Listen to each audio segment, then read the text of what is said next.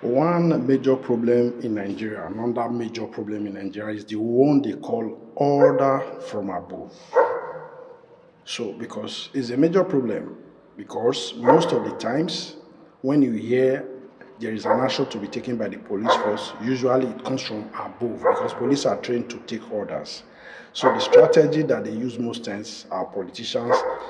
The reason why is one of the reasons why they like appointing the Inspector General of Police, the Commissioner of Police, the AIGs, the DPOs, and all that. So, for instance, if someone is appointed as an Inspector General of Police, meanwhile, he sees this as a favor. So he has to reciprocate this favor because most times they go beyond senior officers to go and choose an officer that they know we see it as a favor and they want to reciprocate, and we'll also always want to reciprocate because it is normal. Someone that has helped you, raised you, you have to reciprocate, you have to show thanks, you have to try as much as possible not to bite the fingers that fed you. So once these things happen, let's give the issue to their friends. For instance, they can call on a commissioner of police, this is what I want, and the commissioner of police gives orders to the police officers, they carry it out. The same thing as the Inspector General of Police, the same thing as the AIGs, the same thing as the DPOs. If a DPO, a department police officer, receives a call from the commissioner of police to do a certain job or to go for a certain arrest, even without court order or whatsoever, they move because the police officers are trained to take orders. That is why we are saying zero interference in the police affairs by the executive is the solution to the Nigerian problem. Because even if there are allocations, there are awarded contracts, there are projects that have to be executed, and those projects are not executed, the only people that can investigate and make arrests and ask why these things were not done are the police officers. So if the police officers don't ask, nobody will ask. So this is why they like to submerge them, hold them in their hands, make sure they are the ones taking orders and giving orders to the police officer. You know, it's very funny. So these are the strategies and these are the things that we need to focus on in Nigeria. Speak for the Nigerian police force, help them to fight against these things. Because if we really want to fight against corruption, if you know that what I'm saying is wrong, anybody, anytime in the future, today, tomorrow, anytime you watch this video and you know what I'm saying is wrong, you can argue, you can prove me wrong. But if we really want to fight corruption in Nigeria, this is simply the only way. There is no other way, because the police cannot fight corruption. Nobody else will, because they are the ones that will investigate anybody and at the same time make arrest. Even if you are a governor, if you are a local government chairman, if you are a commissioner, whichever position you are holding, even if a police officer is corrupt, it will take another police officer to investigate that police officer, and that will lead to the arrest of that police officer, because we know there are always bad cops. So much so they are good cops. So if the officers are allowed to work, officers will also investigate officers and also make arrests. Because it is the police.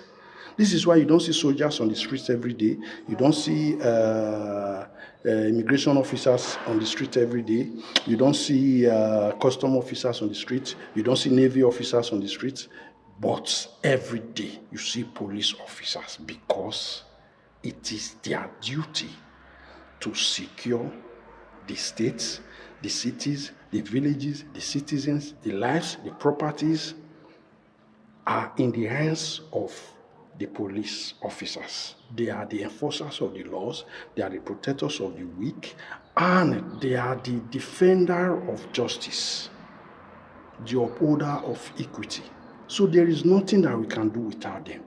As soon as we realize this and start to fight their fight to reform the police force, which they cannot do on their own based on the Nigerian laws and their code of conduct, they cannot do it. They cannot protest, they cannot lament, they can only accept anything that they are given.